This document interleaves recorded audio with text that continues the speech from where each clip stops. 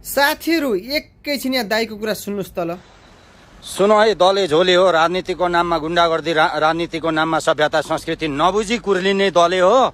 गाई हाम्रो धरती माता हो। गाईको विषयमा कसैले आवाज उठाउने काम नगर्नुहोस्। गाईको विषयमा गाई काटेर खाने, गाईको मासु खाने भन्ने खालको आवाज यदि आदिवासी जनजातिहरू, यदि किराँत पुत्र हो भने गाईको विषयमा कहिले पनि गाउँ मातालाई पुज्ने कुरा गर्नुहोस्। त्योभन्दा दोस्रो विषय कुरा नगर्नुहोस्। यदि यो देशको चाहिँ एउटा प्राचीन इतिहास बोकेको नेपाली समाज हौँ भने गाई हाम्रो माता हो। गाउँको इतिहास बुझ्नुहोस्। गाई को थिए र मानवसँग कुन सृष्टिबाट चाहिँ हाम्रो गाउँ, हाम्रो नाता, आमा धरती माता कसरी बन्यो, यो कुराहरू बुझेर मात्रै तपाईँहरू गाईको विषयमा राजनीतिक भाषा, कुटनीतिक भाषा, जाति भाषा, गाई काटेर खान्छु भन्ने खालका कुराहरू राख्नुहोस्। यदि गाईको आवाजहरू, जब गाईको इतिहासहरू मेट्न खोजिन्छ भने यो देशमा युद्ध नरेश लिम्बूबाट सुरुवात हुन्छ। कसले गाईको विषयमा आवाज उठाउँदो रहेछ?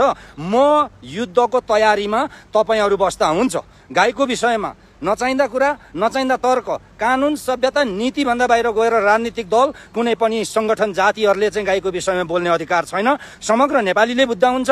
गाईको विषयमा समग्र सरकारले पनि बुझ्दा हुन्छ। यदि सरकारले गाईलाई नियन्त्रण गर्न सक्दैन भने नरेश लिम्बूले नियन्त्रण गर्छ। यसको इतिहास र गौमाताको इतिहास नरेश लिम्बूले जगाएर विश्वलाई चिनाउँछ। जय नेपाल गौमाताको हो, हाम्रो धरती माता हो। गौ हाम्रो माता पनि हो, गौ हाम्रो राष्ट्रिय जनावर पनि हो। र गाईको विषयमा कसैले ठाडो औँला उठाएर बोल्ने अधिकार छैन। जय नेपाल।